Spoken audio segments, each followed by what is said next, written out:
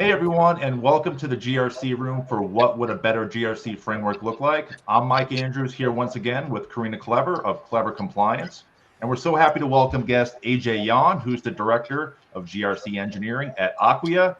He's the author of the well-received book, GRC Engineering for AWS. He's the founder of the newly announced GRC Engineering Club, and he's the host of Cyber Takes, which is a really cool content format. So as you can see, he stays really busy and his content's really good. So there's a lot to talk about with SOC 2 lately. Some of it's positive, and unfortunately, some of it's negative. AJ speaks to this probably better than anyone, which is why we're so excited to have him on here. So today we're going to talk about where SOC 2 stands today, how to get the most out of SOC 2, and what a better GRC framework would potentially look like. So before I pass it to Karina, just a couple of quick notes. If you'd like to get involved, feel free to leave a comment. In prior webinars, we've had people engaging with each other, which is awesome. And then also, if you haven't checked out the GRC Room YouTube channel, it'd be awesome if you stop by, check it out, and consider subscribing. It would really help us out. You'll be able to find this webinar on there, all the prior ones we did, clips, and more. So without further ado, let me pass it to Karina for a brief introduction, and then we'll hear more about AJ. Thank you, Mike. I'm so excited AJ's with us today. Takes a lot of planning to get all this going. I'm the founder of Clever Compliance. We do compliance management as a service. Our latest topic is tool lard excessively. So we kind of help people with that. But really the SOC 2 topic is incredibly important because as part of our vendor management service offering, we're seeing a lot of SOC 2s come in, really not well vetted. Kind of checkbox compliance, acceptances instead of actually digging and reading through them. And so cannot wait to talk about this with you, AJ, today. Welcome. Thank you. I appreciate being on. I know it's been a long time coming, but I'm excited to be here with both of you. All right. So first question then is, you have a book called GRC Engineering for AWS. It's getting great reviews. You're on a massive tour everywhere. We're seeing it on LinkedIn. It's great. So what really inspired you? What was the catalyst for this book? Yeah, I think for me, I had this little bug, I guess, that bit me about writing a book. I just had a desire. I love to write. I journal a lot and had this desire. I have a young son and he has the same name as me. So there was a little bit of pride of like, I want to go out and do something difficult, show him, put something in his hands. But then when I was thinking about like, what am I going to write about? It really, first thing was GRC and how do I take a lot of the things that I've thought about for years, back from 2017 when I was a junior auditor through starting a company. The principles of the company I started was GRC engineering. And as I looked out at the space, there wasn't a ton of resources for a GRC professional to go from where they currently are to this new world of technical skills leveling up. And I felt like I had an opportunity with a unique experience that I have to write a book that I hope my whole goal for the book was that I wanted to impact one person. Just wanted one person that's a GRC pro to read it and say, you know what, I can go learn Python. I can be technical. I can go do these things. And it's been awesome to see, but it really was about that. As like I looked out, there wasn't a ton of resources, wasn't a ton of things out there for GRC pros to level up their technical skills. So wanted to put a book out there that took a lot of what I've learned over the years, a lot of thoughts I have around applying these GRC engineering principles and help people not only level up professionally, but also, build out departments and do really cool things. So it's been amazing, the feedback and just seeing it get out there. It's been super humbling. But it really was, I tell anybody that's planning on writing the book, like you better love the topic and really enjoy it because it is hard work. But I really enjoy this stuff. Like I get fired up about it. It was fun to go through the writing journey and that process. So it was just, it's a passion of mine. I don't think you can really write a book unless it's a passion. And I love helping people. I love educating. I love giving back. And the book has been a way that I could do that at scale at a global level. Yeah, I've never seen people voluntarily giving positive reviews of a book, like any book, like on LinkedIn. I can't recall any. And I see ones mentioning your book probably 3, 4, maybe 5 times a week. And that's awesome to see people bonding. And I didn't know the part about your son, AJ, and that's awesome, because I saw somewhere that if you want your name and your legacy to go for years and years, a great way to do that is to write a book. And our last guest, Christian, I read his book. That's actually how we met. And this book it's got to be my next one up in the cyber, GRC realm. So Yeah. that's awesome. And the other thing you have going on even more recently is the GRC Engineering Club, which you announced on LinkedIn about a month ago. That's really exciting. Can you tell the audience more about that? Yeah, so I mean, just because I think I've done a really good job of building my brand on LinkedIn, but with that comes a ridiculous amount of messages of people saying, "Hey, I need advice. Can you help me? Can you mentor me? Can you review a resume? Can you do this?" And I really enjoy mentoring. I really enjoy giving back. I really enjoy helping people because someone helped me when I was getting in my career, right? And I think we need more of that. But it's kind of impossible for me to reply to every single LinkedIn post. It's impossible. So I was thinking, how can I do something that allows me to give back at scale, create a community? I'm really big on community. I think community, especially in this remote world that we live in, is so important. And a couple of friends of mine, maybe about a year ago, friends that I grew up with, we did like a book club. We read like a self-help book together. It was like 5 of us. And it was really cool. It was a really cool experience. We had like a group chat going. We were talking every week. We would meet. And then when the GRC book came out, I got a bunch of friends that were trying to get into GRC. And I was like, well, let's do a book club with my book. That would be cool. And then it just like started going and going. And I was like, I should probably formalize this and make it to where my time is protected, and I'm not just kind of out here doing it because I do have a full-time job. And the club has just taken off, man. Like, it's funny because I have a website, grcengineeringbook.com, where you can buy the book and see information about the club. And I built the webpage for the club before I announced it publicly. And people started joining and paying to join the club. And I had no content, had nothing on there. And I was like, oh my God, I guess I really need to do this, like, and go after it. So it's been awesome, man. We have, I think we're up over 160 members in there now.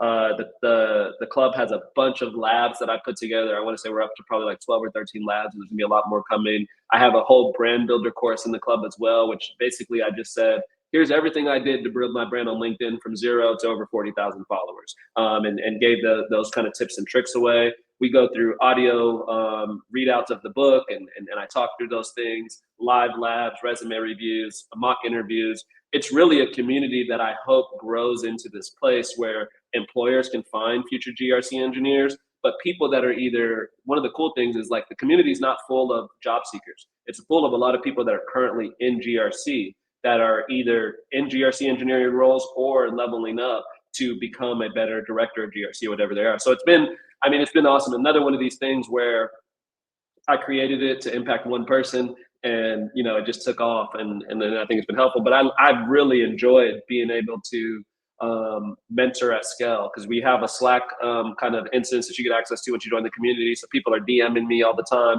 Just the other day, one of the coolest things happened. One of the members was going through a lab. He got stuck. He's like, I don't know what I'm doing. I don't know Python. I don't know any of this stuff. And we just troubleshooted together live in a thread, and everybody got to see it. And then he came back a day later, like, I did it. I accomplished it. And I was like, that's what this is about. That's what the club is about, is having a community to help you go through this process. Because when I was learning this stuff, I was on YouTube University and Stack Overflow and just very confused, right? And you got to just troubleshoot and troubleshoot and troubleshoot. But now I want to be able to quickly say, like, oh, I see what's going on, man. Your region's wrong in the CLI. Just change that and you're going to be fine, and things like that. So it's been awesome, man. The club has been a great place for me to talk about the book, to help people level up. And it's just, the book really was the foundation. It just grew from there. And it's been the reception has been great. It costs about $10 a month. We tried to make it very affordable because I didn't want cost to be a barrier to get the training.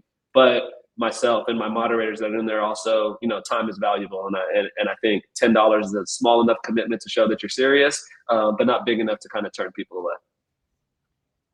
Yeah, that's awesome. In addition to the mentoring, the social media aspect of it, the technical work, I really like your concept with the GRC portfolio, which is basically a collection of the things you've built. So that way you can kind of show your skills instead of putting on a resume, especially Exactly. now with a lot of jobs having hundreds of applicants, that's a fantastic way to stand out. So yeah, and I tell people like the reason I thought about the portfolio is because I was a founder of a software company, and we hired a UI UX designer and a couple of software engineers that came out of like boot camps. And when they come out of boot camps, they have portfolios. They don't have experience. They don't have, but I hired a fresh out of boot camp UI UX designer over somebody that had years and years of experience because their portfolio showed this person is elite. I don't care how long you've been in the industry. And I'm like, and I was thinking like, why don't we do that in GRC? Like, it's very hard to share like what I actually know and have done on a resume. But if I have a portfolio that walks through how I think, huge. So I think it's an opportunity for, especially if you're a person that's trying to get in and you're trying to stand out, and maybe you don't have the years of experience or the certs to stand out to be past the ATS. If you become someone known that has built a lot of things that are actually solving real problems, I was just talking to one of the members in the group. They started their portfolio. They started posting stuff on GitHub, and they're saying like, I'm getting hit up by recruiters for jobs that I have no idea how to do. She was like, I'm not ready for this. She was like, but before this, I never got hit up by any recruiters. And I'm like, that's the power of projects, because you're not just showing who you are, but you're showing what you know and how you think. It's not about whether or not you solve the problem or how you solve the problem. There's 1,000 ways to solve any problem, especially in our field. But it shows me how you think. I can look through and like, oh, that's interesting. And now you have something to talk about as well in your interviews. I think that's also a benefit, is when you interview, they're going to say, hey, tell me about a time you had to automate a control.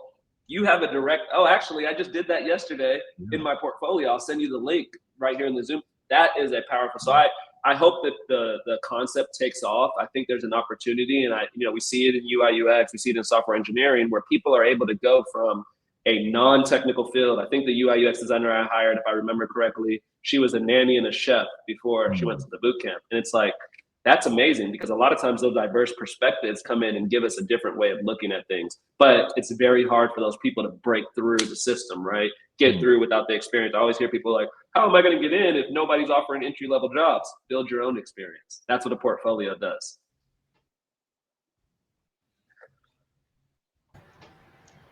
Correct. Yeah. Europe. No, that's awesome, and I really like that you keep it $10 a month. It's just a great way to expand your community, help people.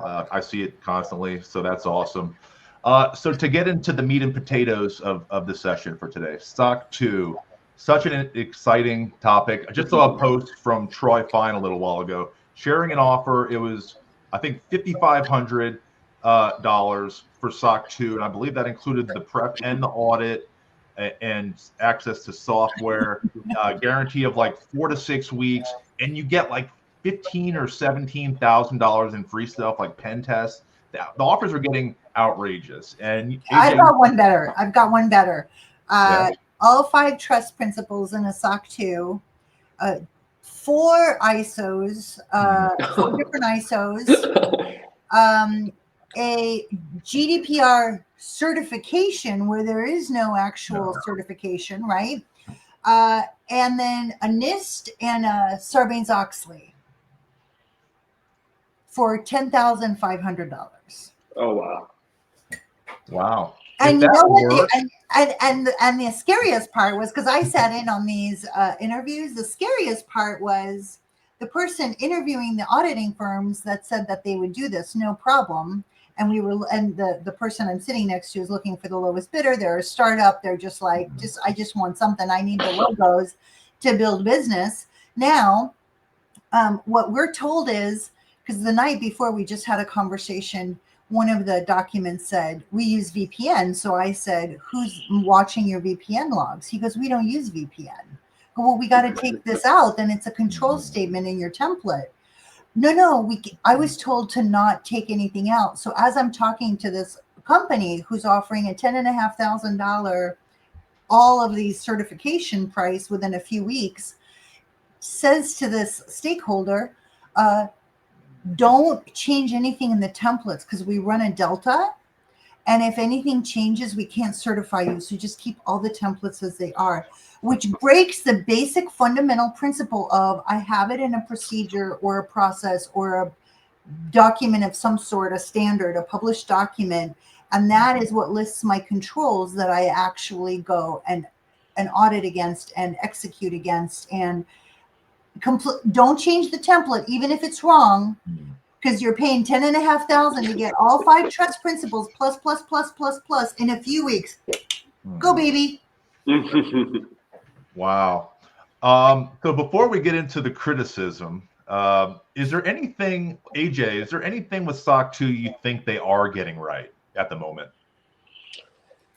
Oh, that's a tough question. I think the intent of the flexibility of SOC 2 could have been a benefit. And when I say that,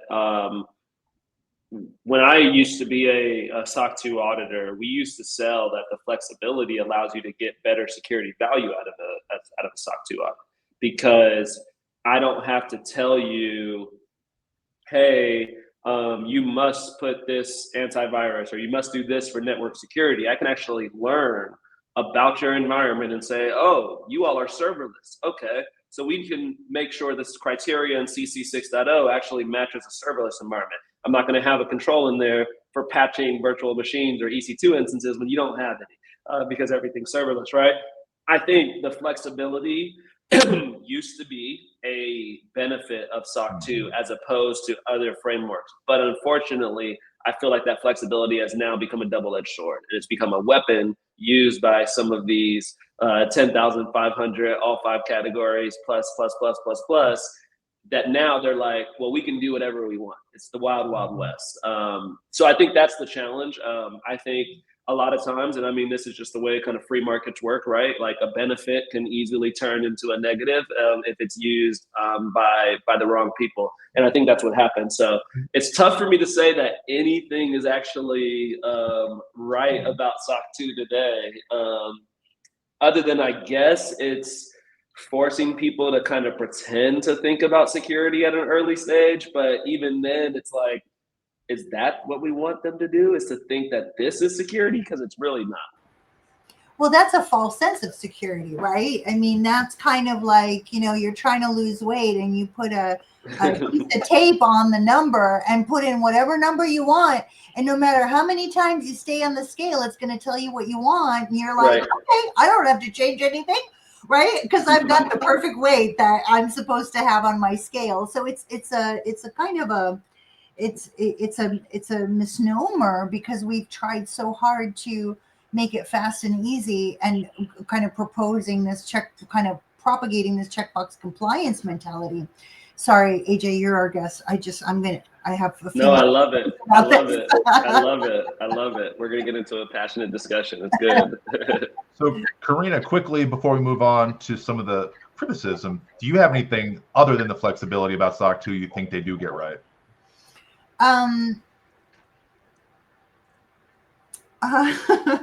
Maybe the fact that you're bringing somebody in as an external party, and maybe instead of, I'll write you whatever check you want, just give me a good report. Maybe the conversation should be, really be a good auditor and tell me where I'm screwing up so I can make things better. So the opportunity, I think, is there. I love the fact that a company would hire another company to come in and at least use some sort of framework. I don't care what framework you use, SOC 2, NIST, CIA, whatever. Yes, just use something. But the fact that you're hiring someone externally, I think, is great, because you always need a different pair of eyeballs. Yeah. And I would say one thing, I know, like, we're kind of beating up on SOC 2, and I beat up on SOC 2 a lot. There are good auditors out there. Like, there are really good auditors that are doing a good job.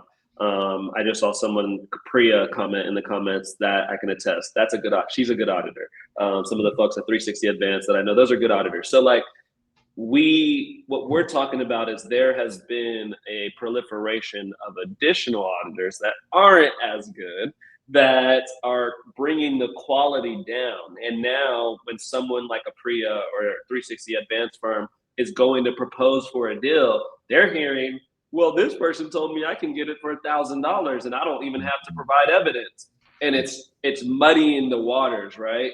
And now it's causing very tough conversations from the auditors who are trying to build a business. Obviously, they want to make money, but they also want to do a good job. They have standards and ethics to uphold. So there's a challenge right there, right? And I think one of the problems we'll talk about is just the lack of accountability. If there was more accountability, then maybe we'll be able to get more consistency around the outcomes of these things. Yeah, that's a great point.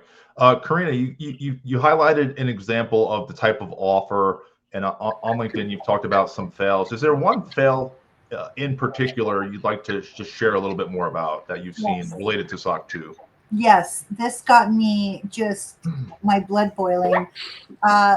Very well-known global auditing firm was hired by a very well-known U.S. insurance company in the healthcare industry. The report probably ran this company minimum $200,000, probably $300,000.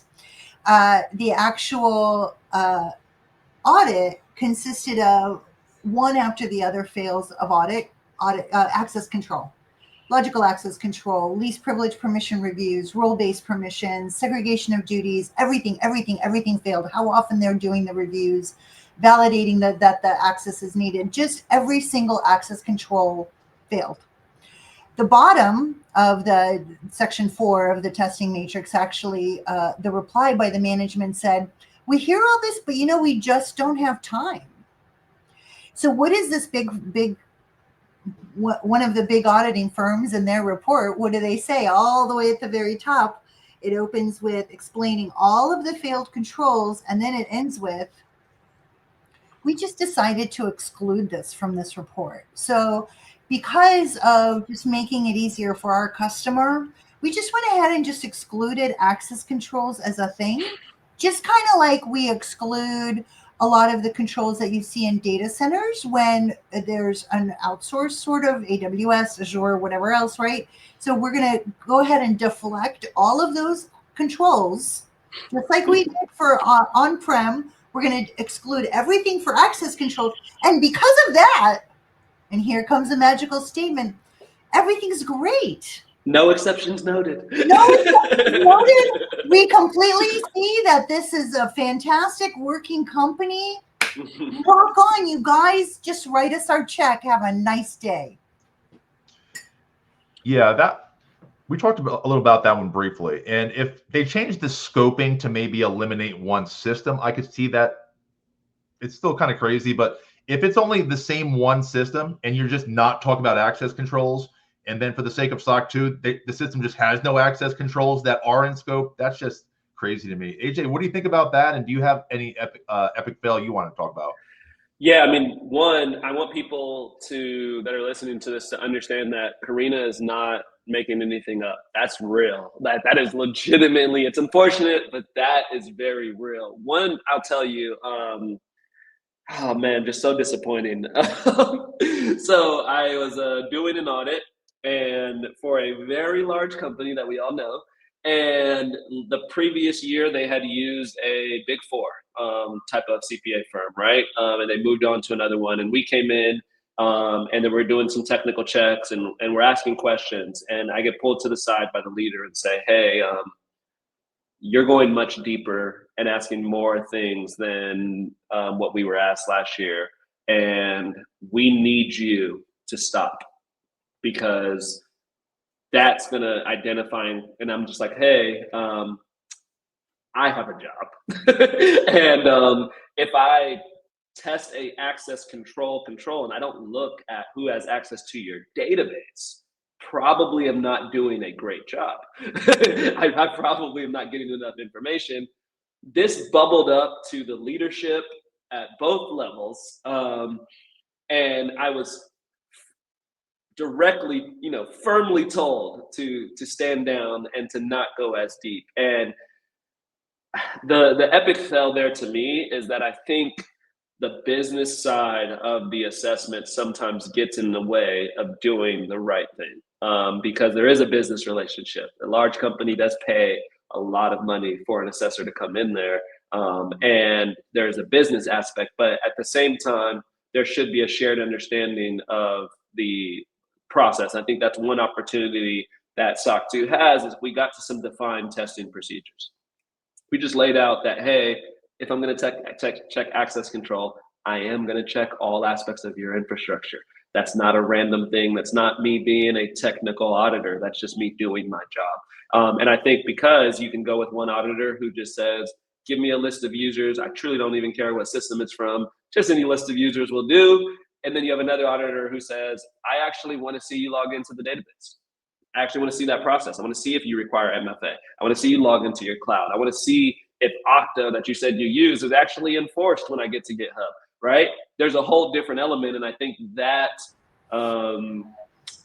difference, right, between the level of depth you can go in testing is a problem. But I have a lot of those testing fails where another one where I issued, I think it was the only time I've ever been a part of an adverse opinion in a SOC 2.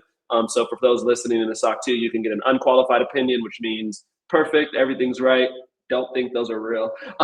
You get a qualified opinion, which means at least one thing went wrong over the course of a 12-month period. Highly likely, shouldn't lose your mind over a qualified opinion. You can get a disclaimer of an opinion where the CPA just says, hey, I'm out of here. This is crazy. I'm not going to do anything. And then an adverse opinion is the controls. The amount of control failures were so bad, they were CPA language material that we have to give an overall adverse opinion on this system and say, this is not good. You are not meeting your objectives. I was a lead auditor on one of those that we issued. And when I tell you, I went through hell to get that issued. And I basically had to say, like, we can issue whatever you want, but if my name's on this, it's an adverse opinion. I tested this. 3 months later, that company suffered a very public state-sponsored attack where it was found out that the organization had these the bad actors living in their systems going all the way back 9 months before. Now imagine if I would have caved. Guess whose butt's on the line there, right? It's me, but I had to stand on, I'm doing a good job. So it's like, I feel for a lot of the auditors who want to do a really good job, but have some external pressures that kind of stop them. And then I also have empathy, Karina, for what you said as well. Those startups who are just like, I need to grow. I need this little SOC 2 badge. I have to grow by any means necessary. So I don't blame them for paying $1,000. Like when I was a founder, if I talked to my founder buddy and said, hey man, how much did you pay for your lawyer for your Series A round? And they said $1,000. I'm not gonna go pay $50,000 for the same lawyer. Like so I have empathy for both sides, but there is a need for a change so that we no longer have some of these failures. So what are your thoughts on, we talked about this before and it kind of came up with a few other areas in healthcare, right? So healthcare, I'm a very frequent visitor of HHS OCR. The breach report. The wall of shame.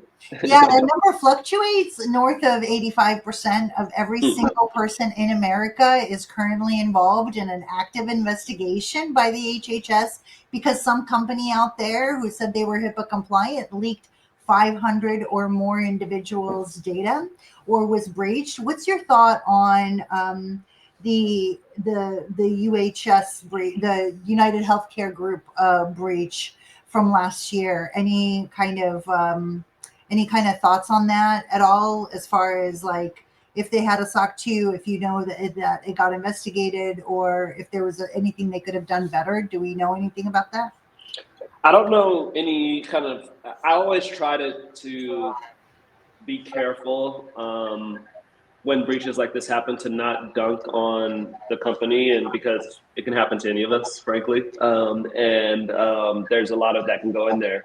I'm never under the impression that having a SOC 2 or a high trust or whatever it may be will stop a breach.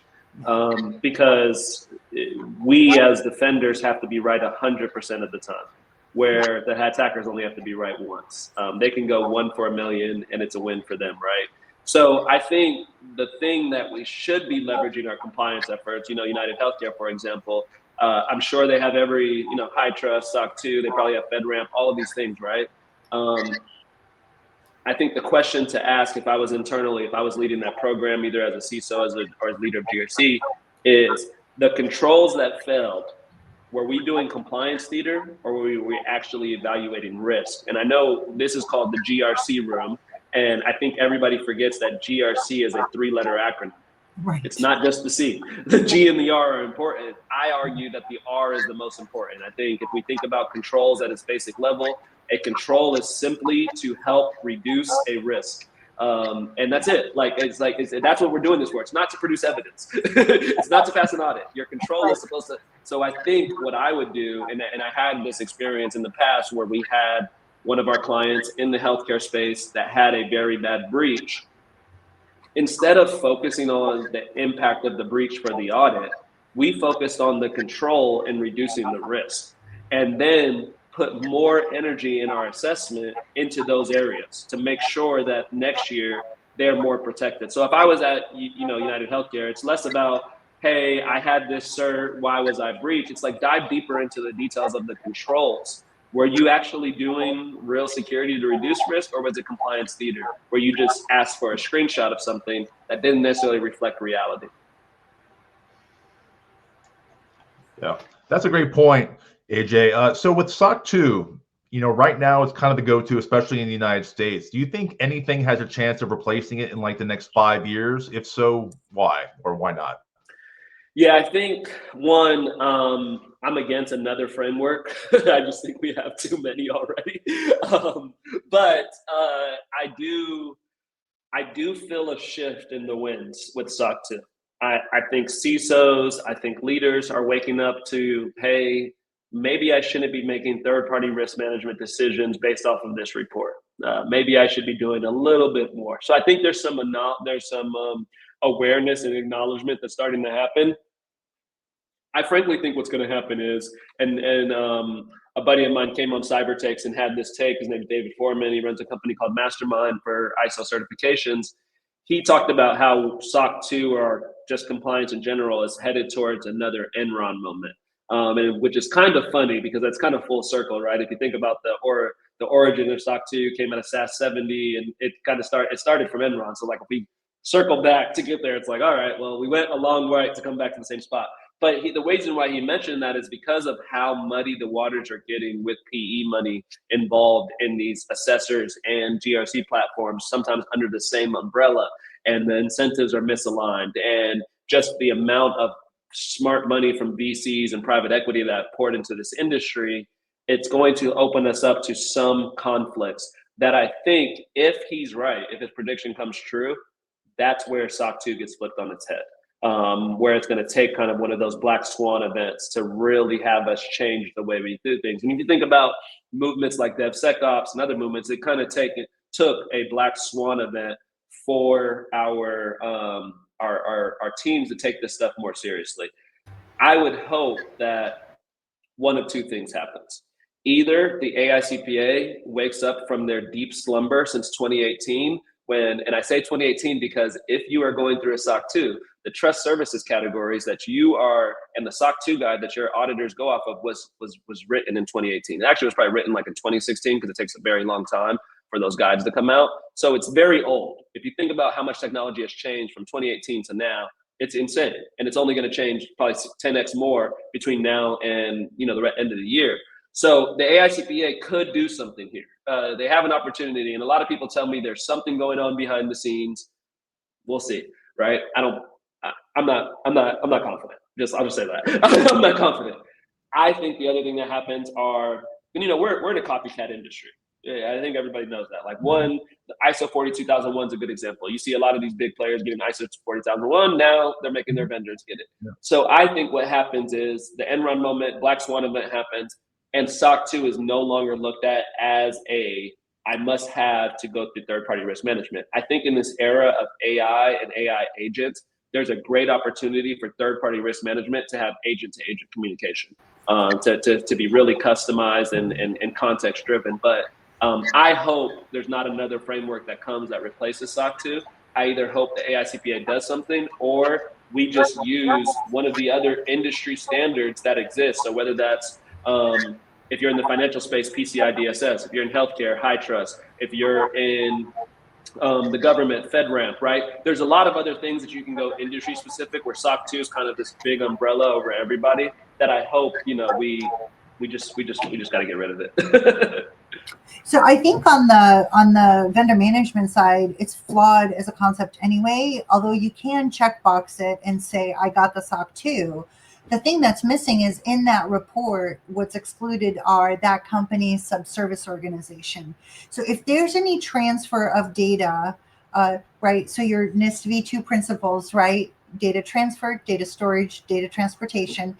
So if any of those things are happening by that company plus another company that they're using downstream, there's a very hard wall between what you know about with your vendor. They may send you that SOC 2 report, but now they don't have to relinquish to you or make available at all their vendor details, which your data may end up in. Downstream, downstream, downstream, downstream in perpetuity. Where does this data end up usually in the end? Who the hell knows where at the cheapest data center possible? Because we're telling people that they need to data hoard, which they don't. We've lost data classification as a concept in the GRC world. Data classification, 4 or 5 classifications. Why are you encrypting publicly available data? Why? Your sales guy tells you so they can charge you more? We're growing this data hoarding, just horrible kind of mentality, and downstream organizations are not even included in SOC 2s. So what are you even like? Why is that even important? So look, I'd love to see. Yes, we ask CPAs who have a very strong financial background, who are incredibly, their brain is kind of twisted in a certain type of way, and that doesn't always necessarily traverse into IT, right? And understanding IT principles. And so, although I think with all of the wonderful, amazing auditors that I've met in my life, there are some who are just legit finance people, right? So your SOC 1 started SAS 70, the SSAE, right? So now you have this evolution of this always was meant to be a financial audit. And somehow your SOC 1 turns into this bigger SOC 2 that includes near IT controls. But still, the bottom line, who's executing it? The finance people. Love them, use them all the time, every year for tax people and on a daily basis with the bookkeeping. But I don't know that they're great with the IT auditors, with the IT. That's all I got to say. Yeah, I agree. I think, especially if you think about how much technology has evolved since when we decided, oh, we do IT controls and SOCs, we should create this thing. Like, maybe that worked back then, right? Maybe, when everything was on-prem and you can just go talk to the CIO or the IT director and very basic conversations. But now we're talking serverless, ephemeral instances, cloud, multi-cloud, CI/CD pipelines.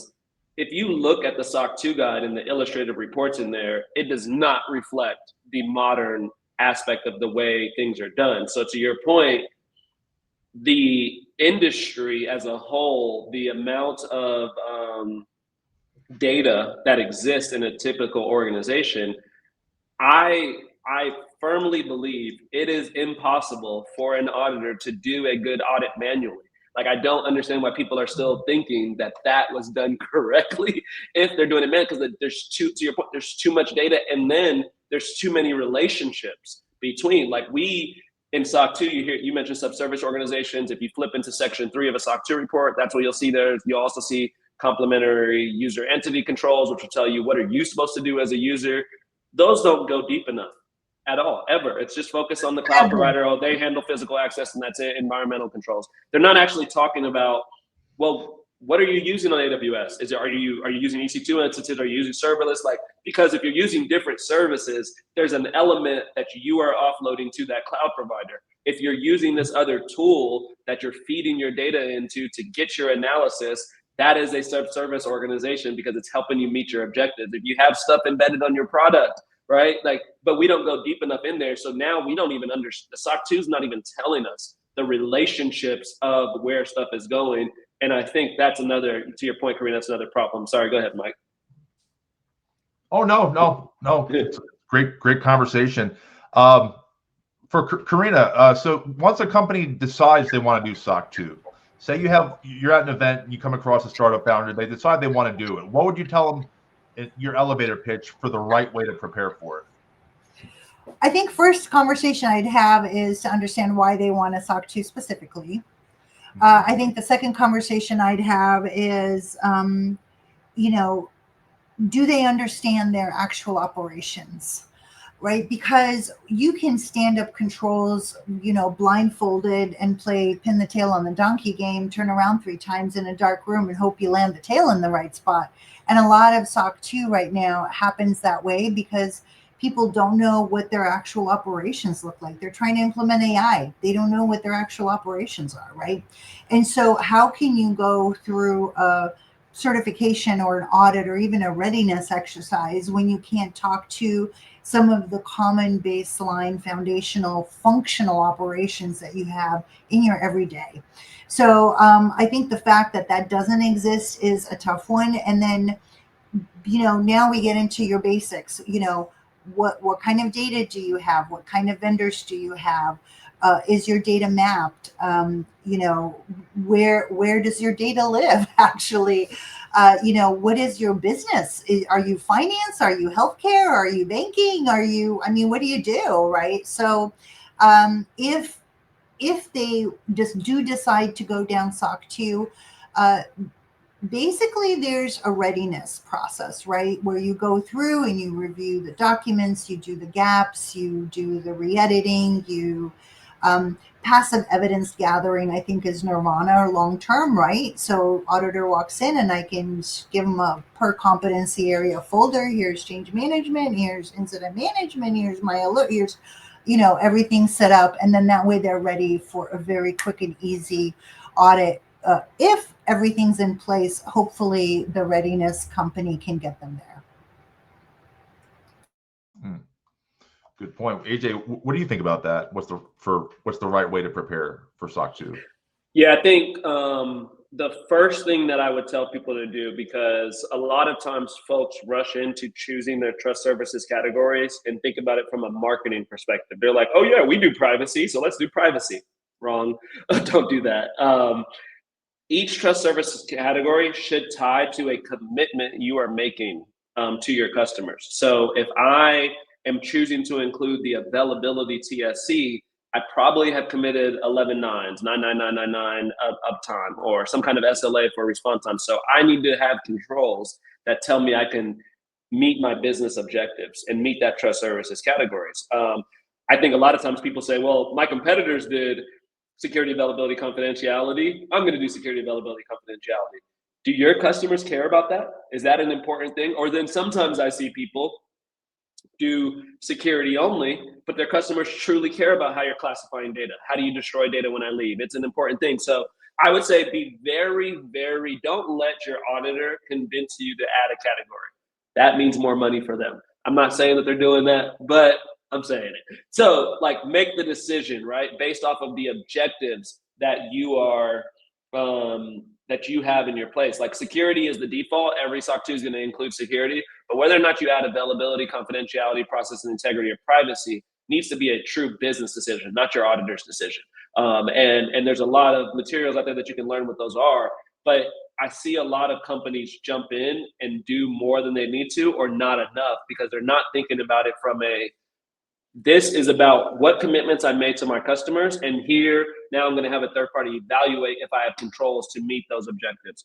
That to me is the key. Is you need to make sure that you're going about it the right way. And then everything Karina said, there has to be a level of readiness, a level of kind of gap analysis, a lot of folks call it. Then you go down the SOC 2 Type 1 journey and then enter into your SOC 2 Type 2 phase. But before all of that, what are we doing and why? It has to be in the trust service categories are a great place to start, because it's all about your commitments. Do I commit to ensuring that I'll give a great example.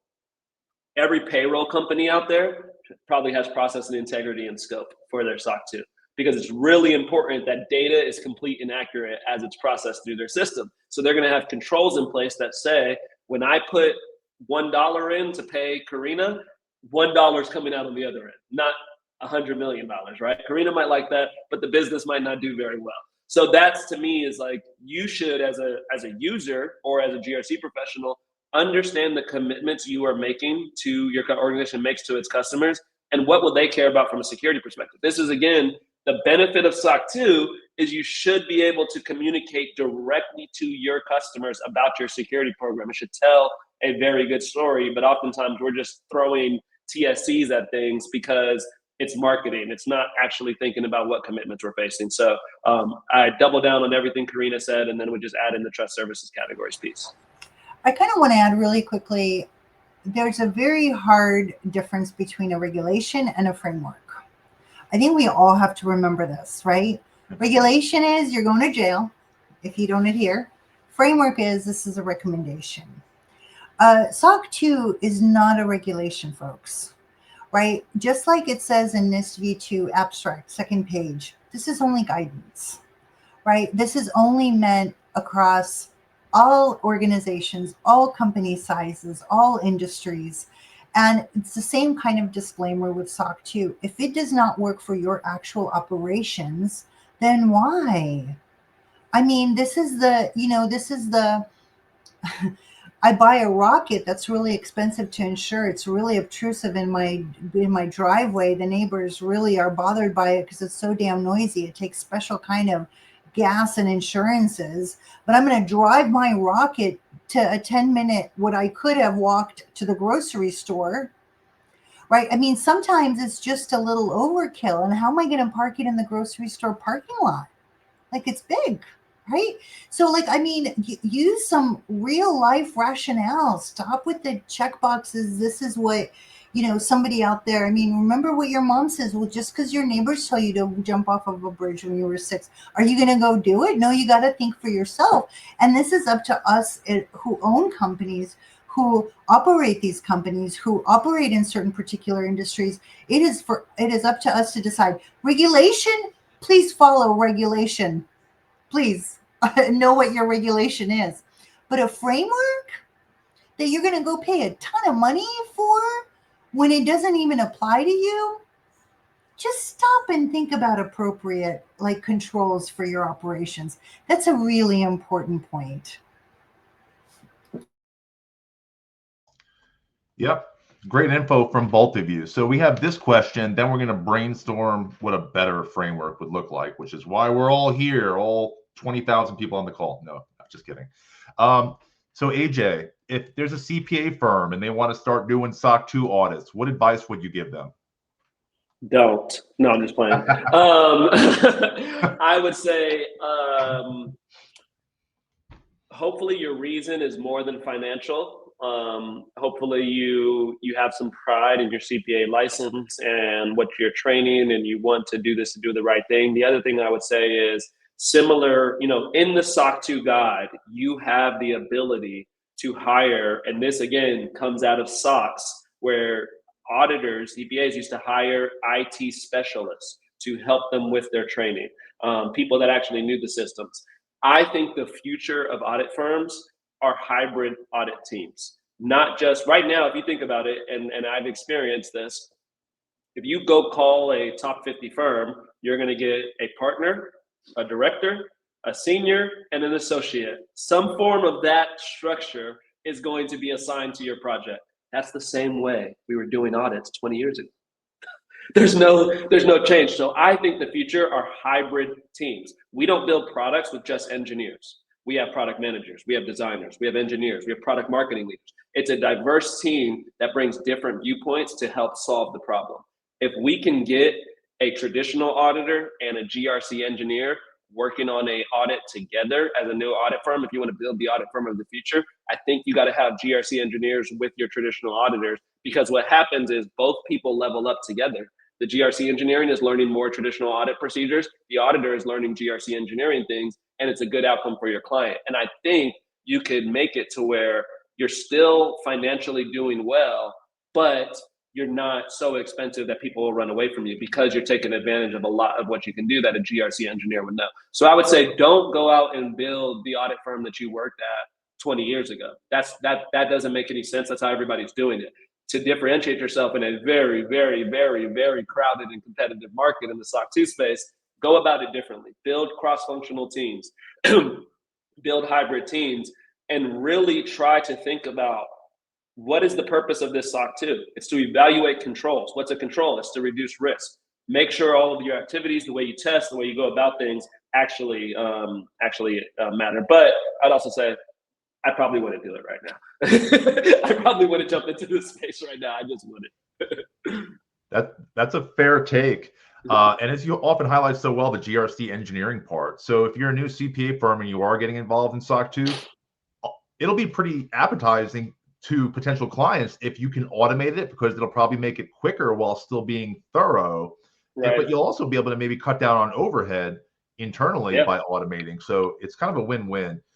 Karina, what would you tell a CPA firm considering getting into SOC 2? I'm going to pass on this question. Okay. We'll tell them, go ahead and do it, and make your audits like really cheap, like $500. Like cool. All right. Well, Karina, we're getting towards the end here, and we're going to talk about what would a better GRC framework look like. So we're going to combine a few questions here. So if you're going to design a new GRC framework, or maybe even just advise AICPA on how to update SOC 2, what would that look like? How would you make sure risk management is actually happening? Would you automate it? What do you think? So, okay. I'm actually going to go back to basic GRC principles for this answer, because I think basic GRC principles really do work.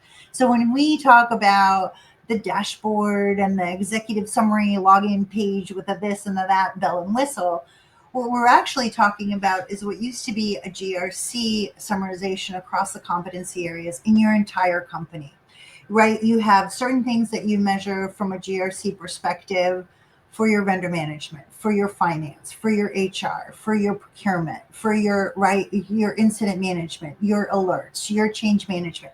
All of these very core basic competency areas, as they comprise the company and as they actually all operate together, they need individual measurement. What is GRC? Governance. How do I line up to those regulations and frameworks I have to adhere to? No, it's not a 12,000 row checklist that warrants, an auditor coming in with 70 people and walking around aimlessly in the hallway who try to hide from you. And you're like, what the hell are you here for? And they're like, whoa, I've got the spreadsheet.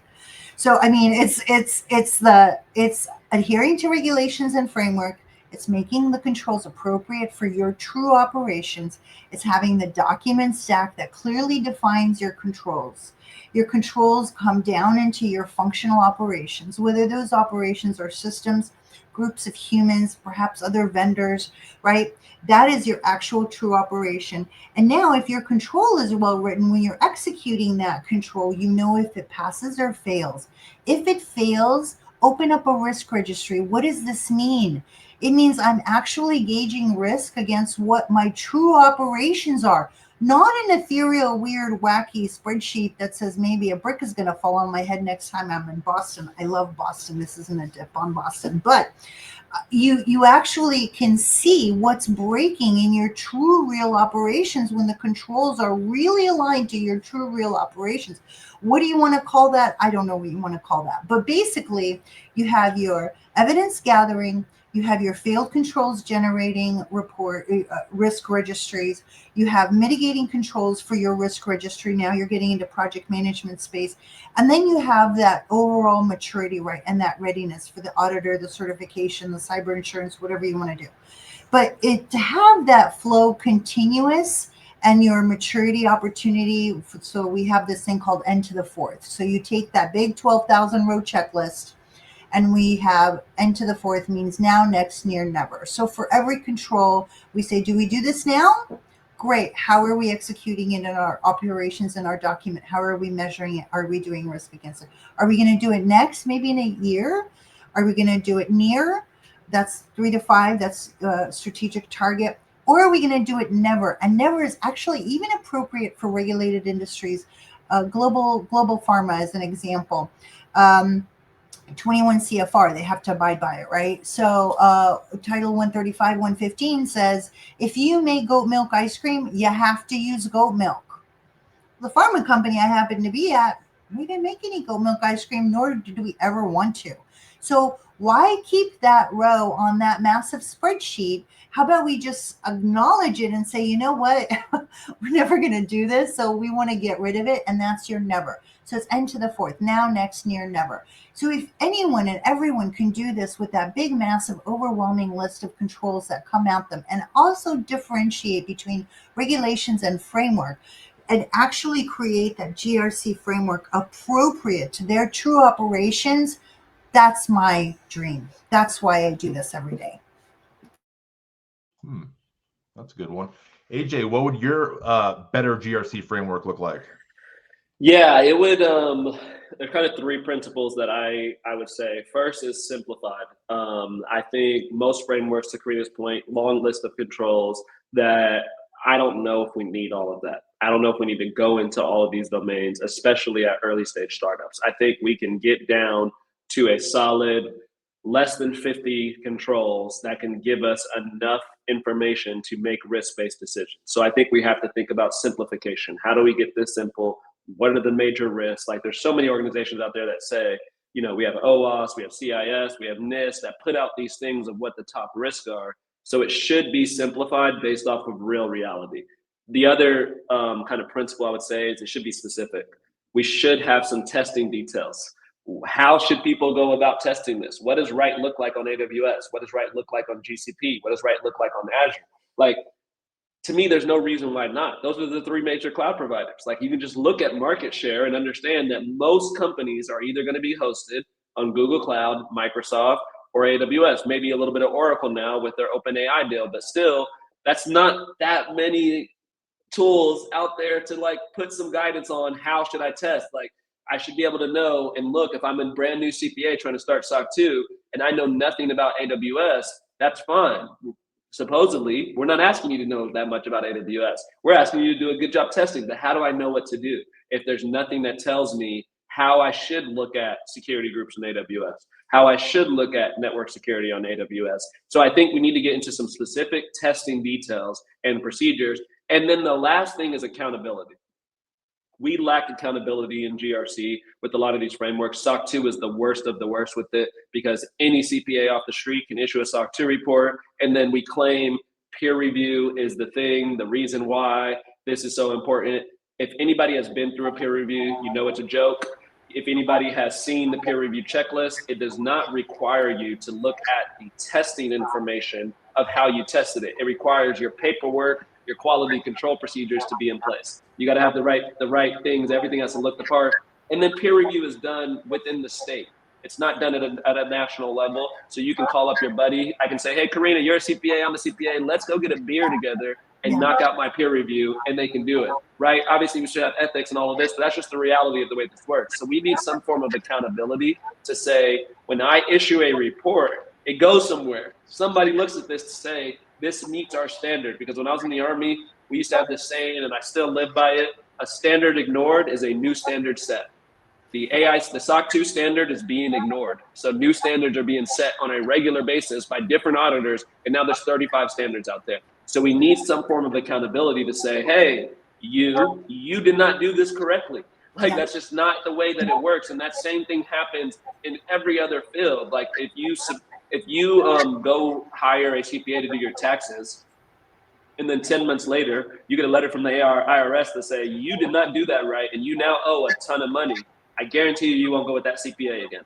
Right. You'll find another one. You'll be pissed, but you will find another one. Right now, we don't have that. We have no way to say, did my auditor do this the right way according to the standard? I don't know. I got a report, I got a badge. So I think it's simplify, get more specific about how we're supposed to test these things, and then add accountability. If we had a framework that did those things, I think we'd be in a really good place, because there wouldn't be so much gray area around what right looks like. And right now, what right looks like depends on the person, depends on the assessor. You know, we keep doing the same things over and over and over again in this industry and expecting a different result. And it kind of blows my mind that we're still waiting for this. And I don't understand for what. So anyway, we've got to close already. It's top of the hour. So Mike, you want to lead us off to our goodbyes? Yeah, great insight on what a better GRC framework would look like. I would just like to see them be more risk focused and also a little bit more automation ready, because AJ is great at automating. A lot of people aren't, whether you're on the CPA side or the more traditional GRC side. And it doesn't hurt if the framework itself puts it on a platter for you a little bit. But yeah, we are at the top of the hour. So AJ, thanks so much for joining us. It's been fantastic. Do you have any closing remarks, and where can the audience find you?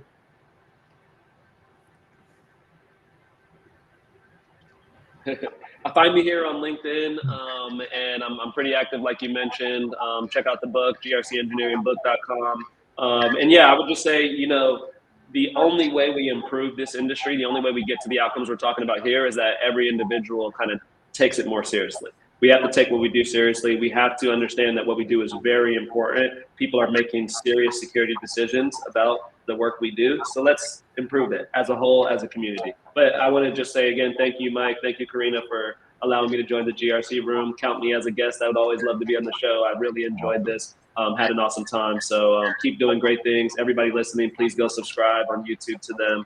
Follow Mike and Karina as well on LinkedIn. Thank you both for a great time. Thank you.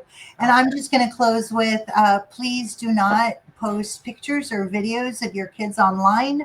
My typical closer, right? We're creating a digital identity for them that they have not opted into. We're also opening them up for identity theft. Just recently had a colleague whose daughter went to apply for student loans, and turns out she owed $300,000 for some snowmobiles in Wisconsin, was the state that apparently she bought 10 years ago when she was 6 years old. So please, let's lower our digital footprint, especially for our kids. Thank you, everyone. Yeah, no, that's so true. It's so important. Kids are definitely getting overexposed to social media. Thank you, everyone, so much for joining us today. If you'd like to connect with me, I'm on LinkedIn. Probably too much, as my wife would say. Thanks again to AJ. Thanks to Karina. And thanks to all of you. And soon we'll get into the comments and make sure to reply to you at some point. Also, feel free to reach out to us as well. Thanks and have a great day. Thanks. Bye, everyone.